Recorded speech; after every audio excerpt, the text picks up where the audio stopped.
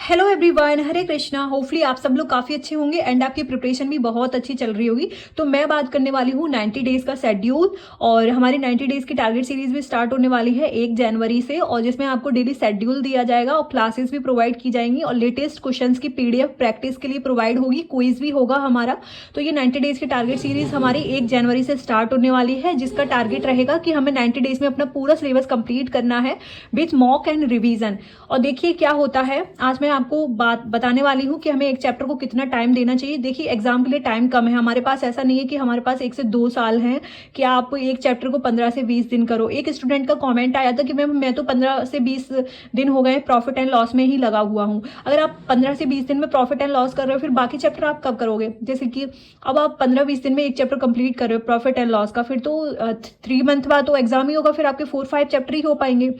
तो ऐसे आपको प्रिपरेशन नहीं करनी। अगर आप इस बार का एनटीपीसी टारगेट कर रहे हो और आप सिलेक्शन लेना चाहते हो, तो आपको कैसे भी करके कम समय में ज़्यादा मेहनत करके और ज़्यादा से ज़्यादा आउटपुट लेकर आना है, तभी आप इस एनटीपीसी एग्ज़ाम में सिलेक्शन लेने के लायक हो पाओगे। यही मैं आपको बताने वाली हूँ। अगर आप मॉडर्न हिस्ट्री पढ़ रहे हो तो आप मॉडर्न हिस्ट्री में ही आपको इतना इंटरेस्ट आ रहा है कि आप उसी को पढ़े जा रहे हो, 15 से 20 दिन आपने मॉडर्न हिस्ट्री को पढ़ने में ही लगा दिए, तो इससे क्या होगा, आप काफ़ी लेट हो जाओगे एग्जाम का सिलेबस कंप्लीट करने में, जब तक एग्जाम भी आ जाएगा और आपका कोई भी सिलेबस भी कंप्लीट नहीं होगा।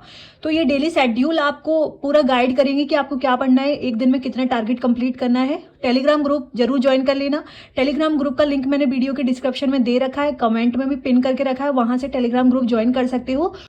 और एग्जाम के लिए सिर्फ सिलेबस कंप्लीट करना इनफ नहीं है, आपको करनी है प्रीवियस ईयर क्वेश्चंस की प्रैक्टिस, और साथ ही साथ आपको मॉक भी देना है। जो भी टॉपिक कंप्लीट हो रहा है उसका मॉक दीजिए। आपने अभी प्रिपरेशन स्टार्ट की है, आप कोई टॉपिक पढ़ रहे हो, इंडस वैली सिविलाइजेशन हो या फिर सेल हो, न्यूट्रिशन हो, स्टडी जीके के टॉपिक्स हो, आप उनके भी मॉक दे सकते हो। तो आपको टेक्स्ट बुक पे अभी सेल चल रही है न्यू ईयर की, आपको काफी कम प्राइस में मॉक टेस्ट पासबुक मिल जाएगा 1 ईयर का 307 में। आपको कूपन कोड अप्लाई करना है खुशी। वीडियो के डिस्क्रिप्शन में मैंने टेक्स्ट बुक का लिंक दे रखा है, ये आपको जरूर परचेज करना है, क्योंकि इतने कम प्राइस में आपको पूरे 2025 में भी नहीं मिलेगा।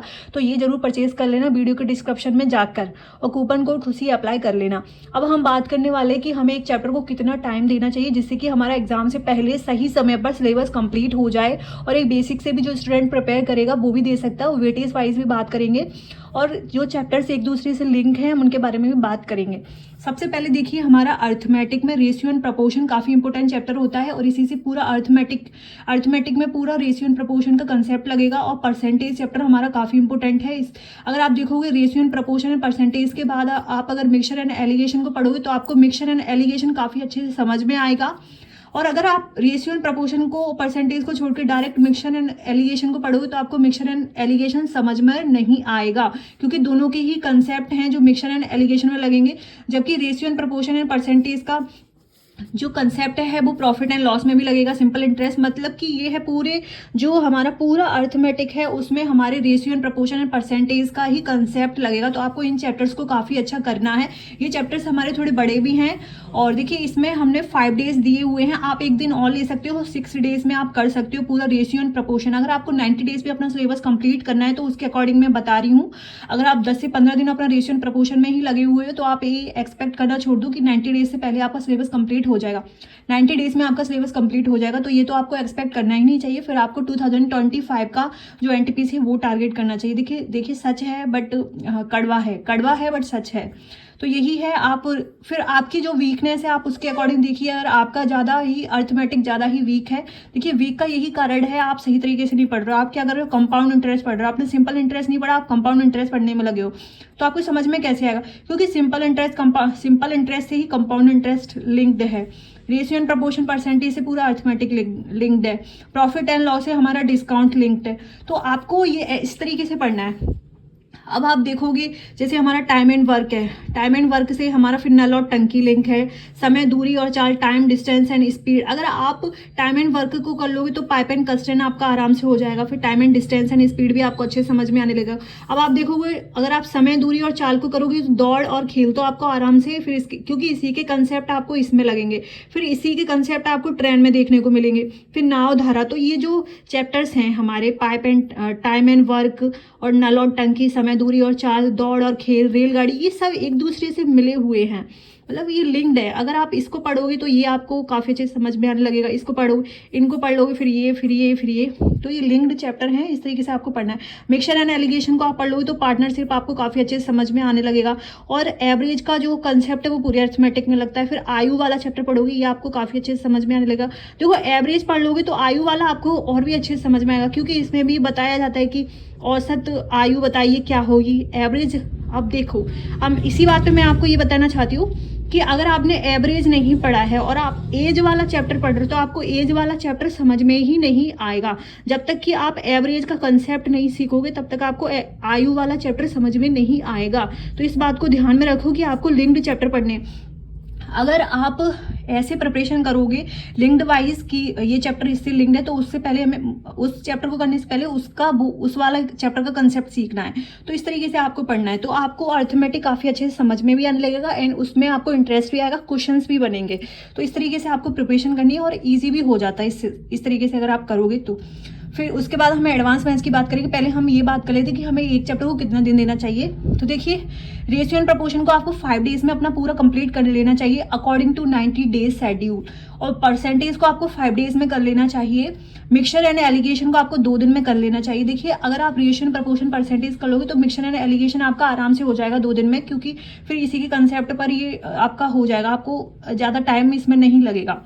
फिर हमारा प्रॉफिट एंड लॉस है, तो इसमें आपको 5 डेज आप ले सकते हो अकॉर्डिंग टू 90 डेज शेड्यूल। फिर उसके बाद सिंपल इंटरेस्ट है, कंपाउंड इंटरेस्ट है, इसमें आपको 5 डेज में आप अपना पूरा कंप्लीट कर सकते हो, क्योंकि अगर आप सिंपल इंटरेस्ट कर लोगे तो कंपाउंड इंटरेस्ट आपका आराम से हो जाएगा। अगर आप सिंपल इंटरेस्ट को 3 डेज में कंप्लीट कर रहे हो तो 2 दिन में आप कंपाउंड इंटरेस्ट भी कंप्लीट कर लोगे, क्योंकि ये दूसरे से लिंक है। फिर उसके बाद आता है चेन रूल, और चेन रूल में भी सिर्फ आपको एक ही दिन लगेगा, ज़्यादा बड़ा भी चैप्टर नहीं है और इसी के कंसेप्ट इसमें लगेंगे। फिर time and distance, time and work को आप 3 डेज में पूरा कंप्लीट कर सकते हो। फिर पाइप एंड कस्टन तो आपका इजी में हो जाएगा, क्योंकि इसी का कंसेप्ट नल और टंकी में भी लगता है। तो अगर आप इसको 3 दिन में कर लोगे ना तो फिर उसके बाद आपको इसमें ज़्यादा समय नहीं लगेगा, आप इसको एक ही दिन में कंप्लीट कर सकते हो। फिर हमारा टाइम डिस्टेंस एंड स्पीड वाली चैप्टर काफ़ी बड़ा होता है, मतलब बड़ा होता है, इसमें काफ़ी सारे कंसेप्ट लगते हैं। तो ये 5 डेज में आप इसमें अच्छे से टाइम दे के कंप्लीट कर सकते हो, टाइम एंड डिस्टेंस स्पीड। फिर उसके बाद है रेसेस एंड गेम्स। देखिए, रेसेस एंड गेम्स आप देखो, जब टाइम डिस्टेंस एंड स्पीड कर लोगे ना तो रेसेस एंड गेम्स तो आपका ईजी हो जाएगा। तो इसको आपको ज़्यादा दिन नहीं लगेंगे, फिर आप एक ही दिन में पूरी कंसेप्ट सीख सकते हो रेसेस एंड गेम्स के। जब टाइम डिस्टेंस एंड स्पीड को 5 डेज में कर लोगे, रेसेस एंड गेम्स तो आपका एक दिन में ही हो जाएगा। फिर ट्रेन है, ट्रेन में आप एक ही दिन में कर लोगे, क्योंकि इन्हीं के कंसेप्ट इसमें लगेंगे। ट्रेन में समय, दूरी और चाल का ही ट्रेन में लगेगा। दौड़ और खेल, चोर पुलिस, इस तरीके के जो क्वेश्चंस होते हैं वो रेलगाड़ी, तो ये आपके इसी में लगेंगे। तो ट्रेन को आपको ज़्यादा टाइम नहीं लगेगा, आप एक दिन में पूरा कंसेप्ट सीख सकते हो। नाव और धारा में आप एक दिन में कर लोगे। पार्टनरशिप आपका एक दिन में हो जाएगा, क्योंकि पार्टनरशिप हमारा मिक्सचर एंड एलिगेशन के बेस पे सॉल्व होगा, तो ये हमारा एक दिन में ही हो जाएगा। एवरेज हमारा थोड़ा बड़ा चैप्टर है तो इसको आप 4 डेज में कर लो। फिर आयु हमारा 2 दिन में, टोटल मिला के 37 डेज हो गए अर्थमेटिक। तो आप अगर इस तरीके से टाइम दोगे ना चैप्टर्स को तो आपका 90 डेज में सिलेबस कंप्लीट हो जाएगा। बाकी अगर आप नहीं कर पा रहे हो इतने टाइम में तो ज़रूरी नहीं है कि आपको इतना प्रेशर लेना है, बट ये अगर इस बार का एनटीपीसी आपको सिलेक्शन लेना है तो आपको ऐसे ही प्रिपरेशन करनी पड़ेगी। फिर वरना आप तो नेक्स्ट जो एनटीपीसी हुआ उसको टारगेट करो। फिर आपकी वीकनेस क्या है, मैं ये कहती हूँ कि अगर आप मैथ्स में वीक हैं, रीजनिंग में वीक हैं, तो जीके जीएस को टाइम कम दो, मैथ्स और रीजनिंग को ज़्यादा टाइम दो।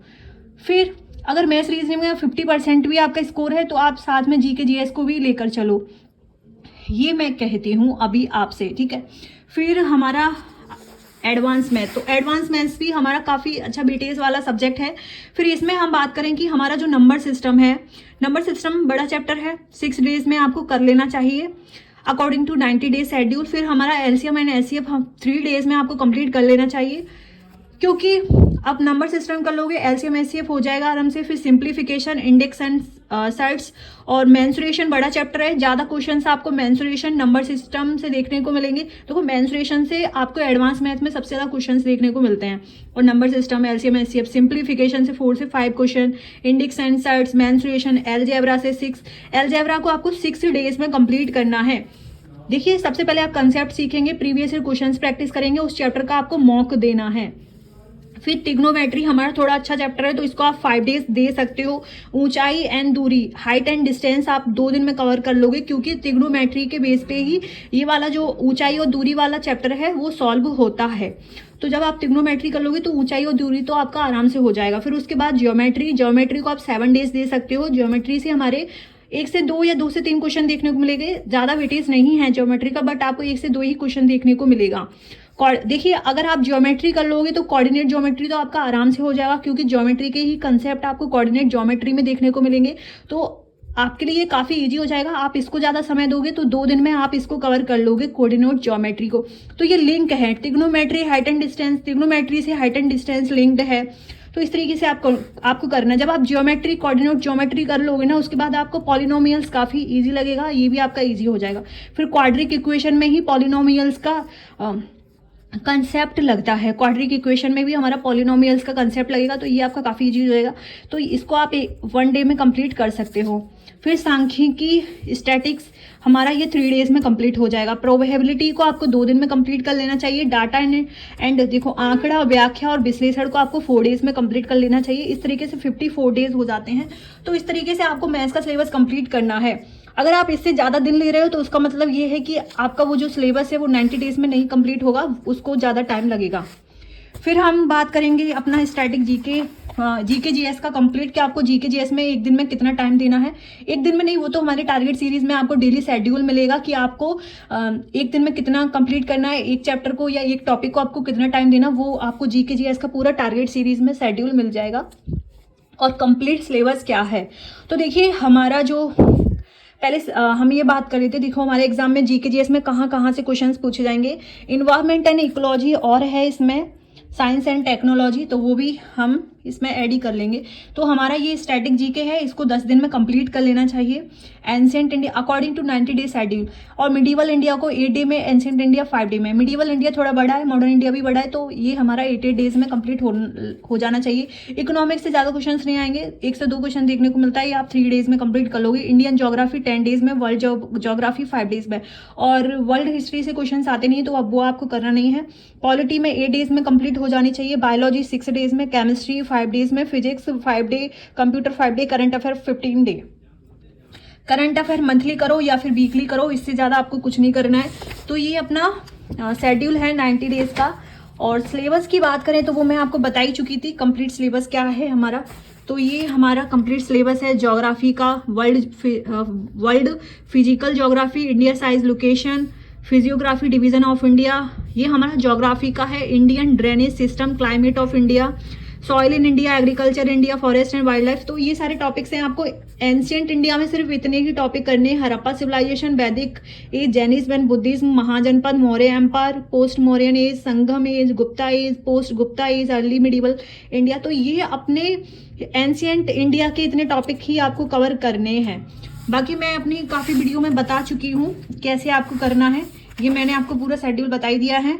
इन डिटेल शेड्यूल आपको मिलेगा टारगेट सीरीज में टॉपिक वाइज, और इस टारगेट सीरीज को जरूर ज्वाइन करना जो हमारी 1 जनवरी से स्टार्ट होने वाली है, क्योंकि डेली टारगेट्स मिलेंगे तो आपका जो दिन है वो काफ़ी ज़्यादा प्रोडक्टिव भी रहेगा और आप उसको करने में लग जाओगे। क्योंकि माइंड में अगर हमारा कोई टारगेट सेट हो जाता है तो हम उसको करने में लग जाते हैं, क्योंकि हमें एक पूरे दिन का अपना टाइम टेबल मिल जाता है कि आज हमें ये पढ़ना है, ये हमारे पास टारगेट है। साथ ही साथ आप अपनी टू डू लिस्ट भी बनाया करो और उसमें लिखा करो कि आज मेरा ये टारगेट है, मुझे ये कंप्लीट करना है, और जो हो जाता है उस पर राइट लगाया करो, क्योंकि इससे बाद में तुम्हें काफ़ी ज़्यादा मोटिवेशन भी आएगा कि ये वाला टॉपिक मेरा हो चुका है, तो आपको काफ़ी अच्छा भी लगेगा। तो ये काम जरूर करना है। सो फिर अब वीडियो काफ़ी ज़्यादा लंबी भी हो गई है, और चलो फिर मिलते हैं नेक्स्ट वीडियो में। वीडियो में आपको जरा सी भी हेल्प मिली हो मेरी तरफ से तो लाइक ज़रूर करना,